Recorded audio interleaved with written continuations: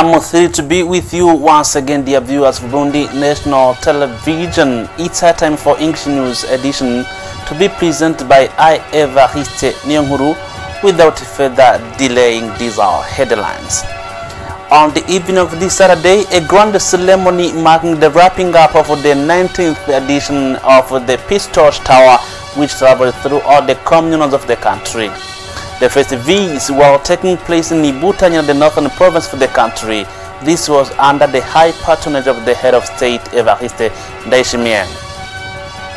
The first vice of the Burundian Senate Speaker, General Zenge Ndanganya, returned this Saturday from a mission in Geneva, where she took part in the 151st General Assembly of the Inter-Parliamentary Union held in Switzerland.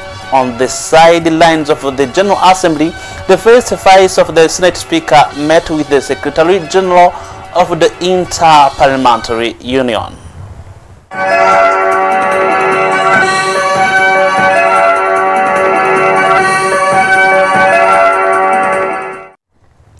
Great. These all headlines will come now in details. As I was saying so far in top stories, on the evening of this Saturday, a grand ceremony took place in Ngozi to mark the conclusion of the 19th edition of the Peace Torch Tower. This traveled through all the communes of the country. The festivities were taking place at the Agasaka Stadium in Ngozi, the capital city of Butanya in the northern province, under the high patronage of the head of state, Evariste Ndayishimiye, accompanied by the First Lady, André Ndayishimiye, along with other high-ranking national officials and citizens who turned out in large numbers for the event. Prior to the ceremony, the head of state, Evariste Ndayishimiye, inaugurated a new plant for producing medical oxygen at Ngozi Regional Hospital. We will come back on this element in our upcoming editions for more details. As part of the implementation of the Agenda of 2063 aimed at building a prosperous and peaceful Africa, institutional reforms have been underway since 2016.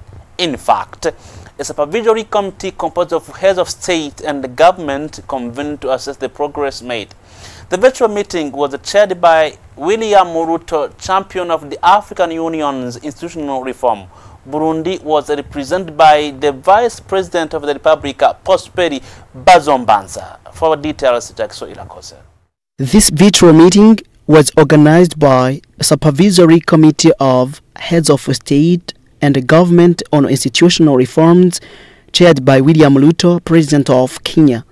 Prosperi Bazombanza, Vice President of the Republic, stated that these reforms are the foundation of prosperous Africa. He clarified that these reforms are from the basis for achieving Agenda 2063, which envisions an integrated, prosperous and peaceful Africa. The Africa we want must be one we build together, he said. Burundi fully aligns with this vision, as the country has already adopted a roadmap aiming for emergency by 2040 and full development by 2060. He went further and stated that this is the process they are currently engaged in. One can already see the ongoing reforms in territorial administration, the decentralization and the deconcentration that are taking place through the creation of new provinces and new communes. All of this is part of the broader arsenal aimed at achieving development by 2040 and 2063, he added. He reinforced that within this framework, Burundi aligns itself with other African countries. Prosperi Bazombanza also noted that the 0.2% levy on imports will ensure the financial independence of the African Union, a key to political sovereignty and freedom of action. He emphasized that the budget of this organization has decreased from $828 million to $600 million, with one of the main reasons being the instability and insecurity in some Arab countries that financially contribute to the organization. Great. As I introduced you in top stories, the first vice for the Burundian Senate, General Ngendanganya, returned this Saturday from a mission in Geneva, where she took part in the 151st General Assembly of the Inter-Parliamentary Union held in Switzerland. The theme of the session was ensuring respect for international humanitarian law and supporting humanitarian action in times of crisis. On the sidelines of the General Assembly, the first vice of the Senate Speaker met with the Secretary General of the Inter-Parliamentary Union. This Friday, October 24, Burundi celebrated the International Day dedicated to the girl, and the theme, Girls at the Forefront in Achieving Vision 2040-2060. The official ceremonies took place in Butanyerera province at the headquarters of Matongo Commune. The Minister of Justice, Human Rights and Gender, Artemo Katihabga, called on all institutions to support girls in realizing their dreams. He also urged parents to treat girls and boys on an equal footing. The Director General in charge of refugee repatriation within the Ministry of Home Affairs, accompanied by the delegation of the European Union to Burundi and the UNHCR, conducted a visit this Wednesday to the Transit Center for Returnees located in Nyabitare Zone, Gisuru Commune, Buhumuza Province. Nestor Bimenyimana urged leaders of refugee camps to encourage refugees to return to their home.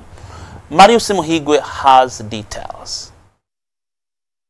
In an online interview, the Director General in charge of repatriation stated that out of more than 40% are students, and therefore it is necessary to reintegrate them into the education system. As the schools in the Nduta and Nyarugusu refugee camps in Tanzania have closed, it becomes crucial to ensure that repatriated children resume their education, since refugee camps are no longer their place of learning. All returnees, while either students or teachers, confirmed that they have been supported in resuming their studies or jobs. They all encourage those still abroad to return back to their home country. After visiting the Nyabitare Transit Center, which receives returnees from Tanzania, Brigitte Mokanga, and the UNHCR representative here in Burundi, had welcomed the new arrivals and thanked those supporting their integration efforts. And so what UNHCR and partners we are doing here is to try to see in some of the areas where there are many returnees, we are supporting schools by adding classrooms, adding facilities to help those communities integrate the children. And we would continue working with our partners to find more resources to support schools in Burundi. The message was also echoed by the representative of the European Union here in Burundi. Meanwhile, some Burundians who are still abroad expressed concerns about their safety upon return. Others raised issues such as difficulties continuing their studies. In response, Ernesto Bimenyimana, the Director General of Repatriation, reassured them that proper preparations are in place to support every Burundian who chooses to return. At the Nyabitare Transit Center, located in Gisuru Commune, around 400 returnees were received this Tuesday, with many more expected in the coming days. This year, the United Nations marks a historic milestone, 80 years of existence in the service of the peace and security, development, human rights. In Burundi, the occasion was commemorated with the celebratory evening held this Friday in Bujumbura, bringing together diplomats, representatives of UN agencies and international partners. It was a moment of reflection, recognition, and the celebration of the progress made since 1945. A look back at this commemoration in our upcoming edition. The Regulatory Authority for Drinking Water and Energy Sectors, AREN, received a delegation of technicians from France working in the same field. The purpose of this visit is to strengthen the capacities of AREN's technicians, enabling them to better respond to the needs of the investors operating in the energy sector and to help facilitate access to electricity for Burundian population. Before concluding our today's edition, let's have a look in sports. This Friday, the basketball team Lezipo officially presented to the Minister of Sports, Youth and Culture, Lydia Nsekera, the trophy they won during the Zone 5 tournament titled the East African Championship Cup held in Kenya. Lydia Nsekera reminded the Lezipo players of the importance of maintaining good behavior. Jackson Lakoze once again.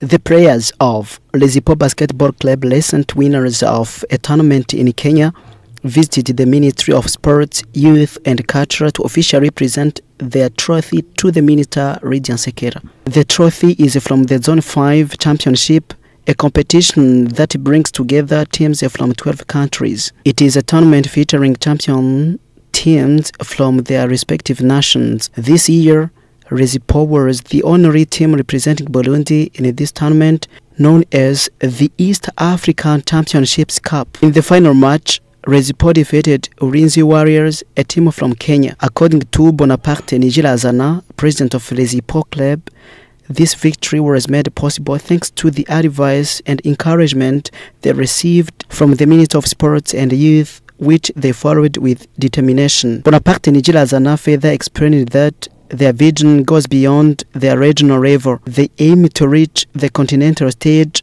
to take part in major African competitions and win even more titles. The ambition is to continue performing well and to promote Burundian basketball, a sport that is beginning to gain recognition not only in the region but also internationally. For her part, Minister Lydia Nsekera gave the players several pieces of advice.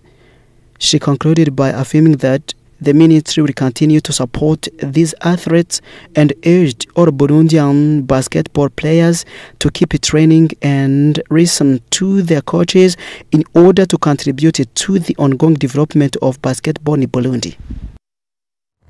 It was a pleasure to be with you, dear viewers of Burundi National TV. It's here we conclude our edition.